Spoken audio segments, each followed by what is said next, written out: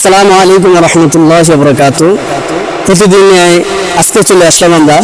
তো আজকে আমরা তিন বন্ধু মিলে একটি সূরা মানে তিনটি আয়াত বলবো। প্রথম আয়াতটা আমি বলবো, পরে দ্বিতীয় আয়াতটি বলবে কারি সাইফুল্লাহ সাহেব, 3 নম্বর আয়াতটি বলবে মারুফ হাসান, হাফেজ মোহাম্মদ মারুফ হাসান ভাই। তো কি সূরা বলবো হুজুর? বলেন একটা সূরা। বিসমিল্লাহির রহমানির রহিম।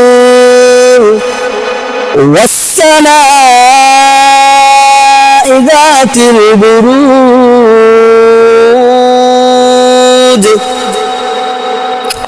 واليوم الموعود